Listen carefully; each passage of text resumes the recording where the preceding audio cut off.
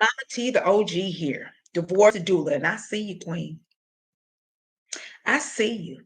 The one who loves hard, overgives, overshares, and calls self-abandoned loyalty. Why do I see you? Why do I see you? Because that's me. That's me. I'm serving up savage self-love for women who've given too much, who've lost themselves in the name of duty, sis.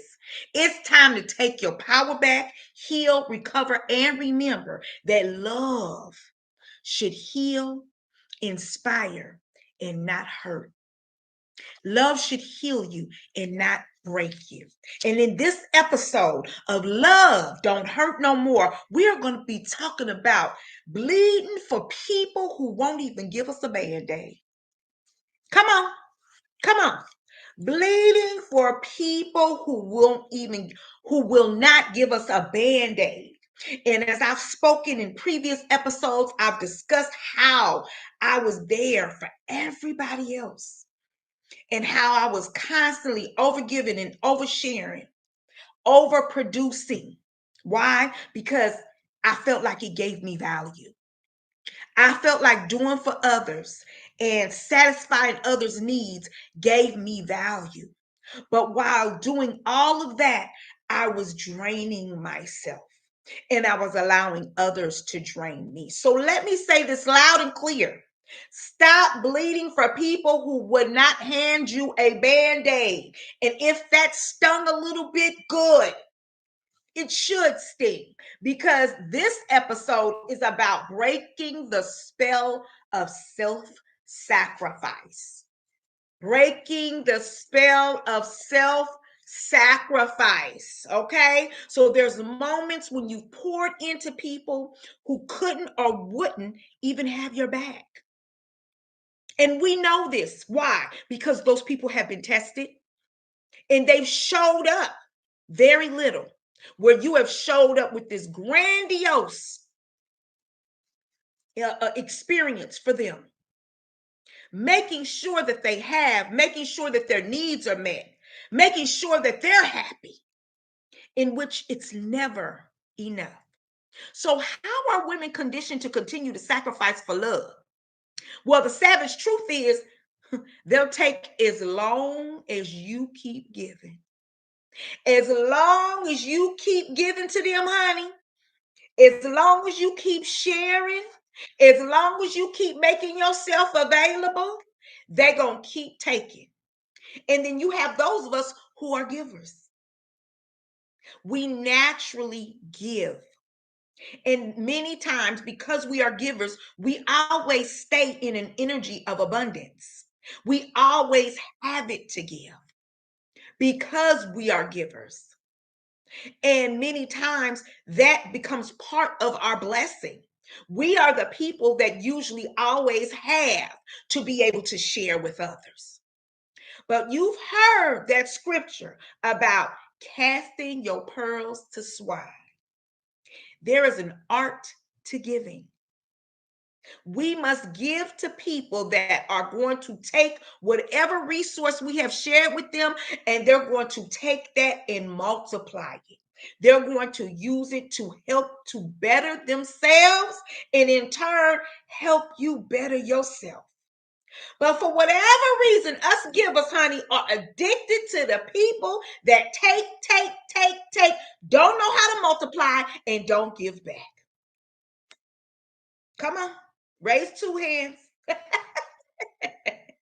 There are moments you have poured into people who will not and cannot pour back into you, right? But there is an energetic and a physical cost to overgiving. There is an energetic, physical cost of overgiving. And it looks like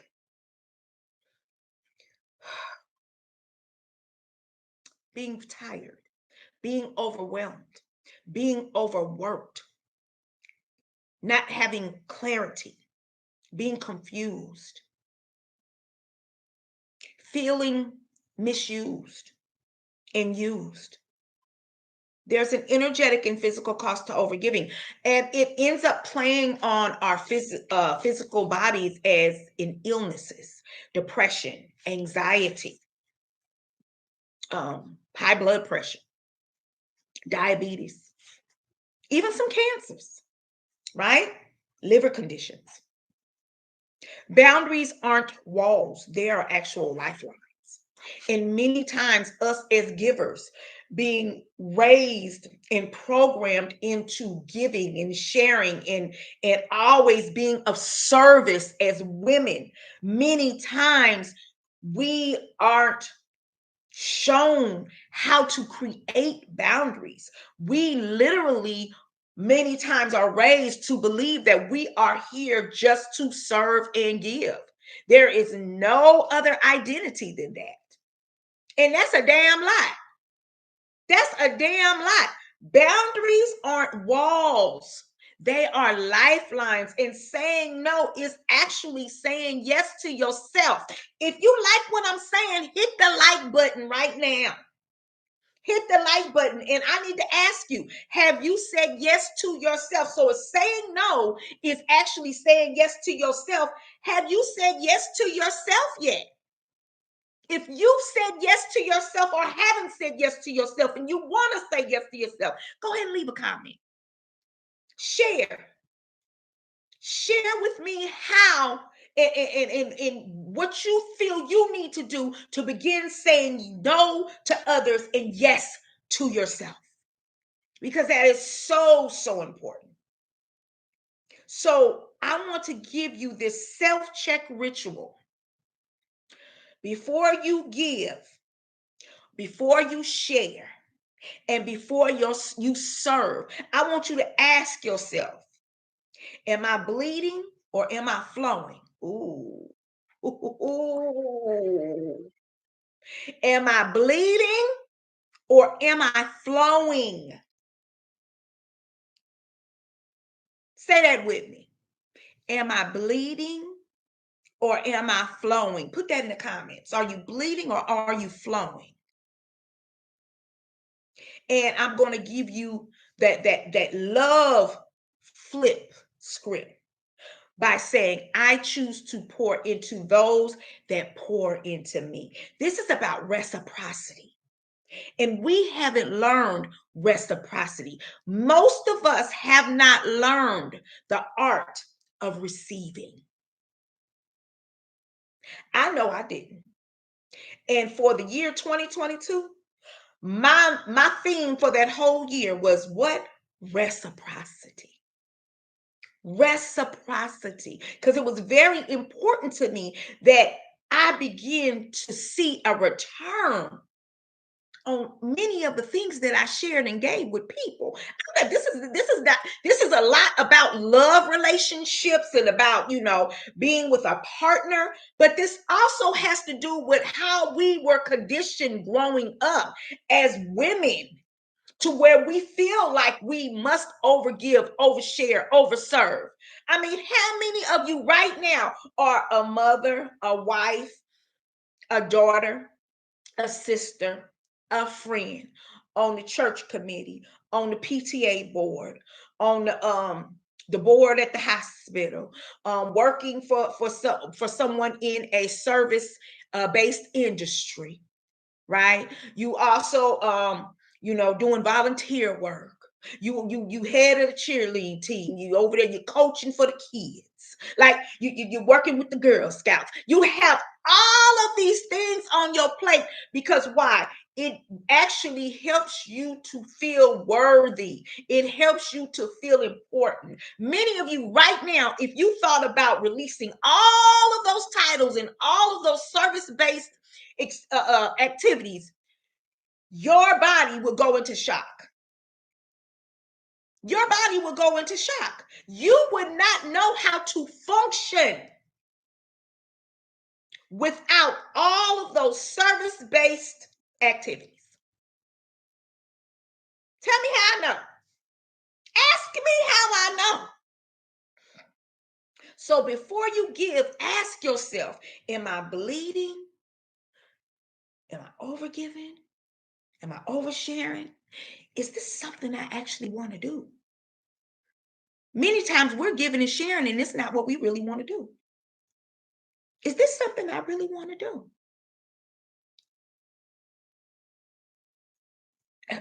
That's a viable question.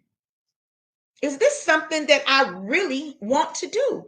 Many times we are doing things we really don't want to do, and that is affecting us energetically and physically. Many of us are experiencing migraine headaches. We are experiencing heavy, painful menstrual experiences, fibroids, cysts, PCOS, irregular menstruation, cramps that damn near send us to the hospital. Why? Because we're not in a healthy alignment with what it is we need to do for ourselves. We're saying yes when we really want to say no. We're doing things that we really don't agree to. And our soul is letting us know through the awareness of our bodies. You know, they got a book out called The Body Keeps the Score. That's the truth. Nothing gets past the body. Nothing gets past your spirit. Nothing gets past your soul. Not even the lies you tell yourself about why you need to do a thing that you really don't want to do. So you have to give yourself permission to choose to pour into the lives of those and the things that pour back into you. Okay? So let's stop bleeding for motherfuckers that wouldn't give us a Band-Aid. I have to say this again. You know, I was there with before I left my marriage, my home, and my business, all in the 3 months. Clean sweep, honey. I did a whole machete cut on all that shit. Right? Before I did that, I said this in the previous episode. I laid there and I was asking my then husband for help, telling him what I needed to restore myself, how I needed him to help me in these different ways. And it was like it went on deaf ears. It went on deaf ears. And I just recognized how people was moving around and still doing what they wanted to do and what they needed to do for themselves. And I was an afterthought, if I was even a thought at all. Right? So I say that because I was bleeding for people that would not give me a Band-Aid. And that's a cold feeling. That's a cold feeling when you know you sacrificed, you shared, you know you've abandoned yourself in so many ways, so many areas, and those that you love, that you are cutting for, won't cut for you. And you're vocal about it. You're asking them. You are. It's not like you sitting there quiet, because many of us, some of us, we sit there quiet and we think that they're just supposed to know what we need. That's not how this shit works. But in my case, I'm telling them what I need, and they still going on in their lives like I ain't said a word, because I'm known as the strong one. I'm the one that, oh, you gonna be all right. You're going to figure it out. Why? Because I'm the one that always figure it out. I'm the one with the resources. So most givers are connected to takers. It's unfortunate, but it's what it is. So not only did I divorce my then husband, I also divorced family members and friends. And I'm going to do an episode about how I divorced my family the year after I filed for divorce for my ex-husband. I also went in and divorced my mother. And due to that divorce, now we have a pretty, fair relationship, but very tight boundaries because of it. So Divorce is just not with your partner who you in relationship with, honey. It's friends, it's family. Sometimes for some of us, it's children. We got children dragging us through the mud. We keep overgiving, overworking, oversharing, and they're doing nothing with the resources. Right? And all we want for the people that we love who we're sharing with is we want them to be happy. We want them to be whole. We want them to take the resources that we are sharing with them and actually do something with them. But a lot of times they'll just fuck it off, or in their mindset isn't right in order to get into a purposeful alignment with what it is you've given them. Many times you've given them too much. They're not even emotionally or mentally ready to handle whatever you've given them. And that's what it was in my relationship with my ex-husband. I was giving, sharing, hoping he would evolve into this man that he shared with me that he really wanted to become. I wanted to be part of that. I wanted to be that person to help him become the man who he dreamed about becoming, who he desired to become. I wanted to be that wife for him. Some people are willing and they're not ready. They're willing, but they're not ready. They're not ready for what it is you give them. I recognize that the love I was sharing with him was the love that he always said he wanted. But when he finally got it, he didn't know how to maintain it. He didn't know what to do with it. It was too much. It was so much love and beauty and loyalty that I was sharing with him. He thought I was running game. He didn't know how to accept it. And that's what happens a lot of times with friends and family, and many times, like I said, our children.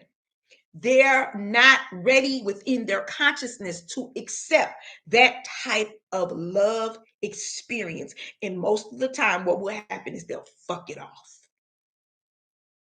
They'll fuck it off. So I say all that to say, honey, we're going to stop. Those of us that love hard, that's addicted to love, that overgive, overshare, self-abandon, self-sacrifice, call it duty disguised as loyalty, honey. It's time for us to remember that love should not hurt. It should not break us. Love, it should inspire and heal us. And if you are in love or in a love relationship and you are constantly feeling like you're being broken, or you're constantly feeling like you're in pain or you're hurting, that's not love, sugar. That's not love. Love feels good and it inspires you to want to become better, do better, be better. That's what love does. Now, do you have some times when you might not be in alignment with the full span of love that you desire, as far as the happiness, the joy, the peace, and the purpose? Sure. But if it's true love, it's going to always come back to that. It's never going to stay in that space of being underdeveloped and undernourished. It's going to always come back to the space of being an inspiration and feeling good, right?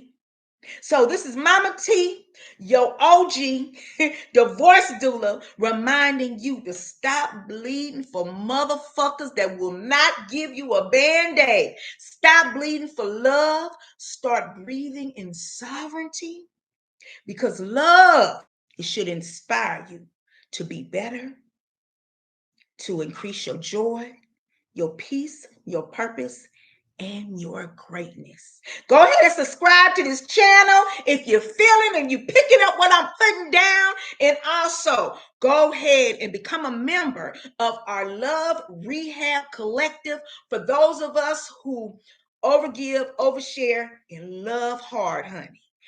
It'll be down there in the description. I love you. Peace and blessings. Mwah.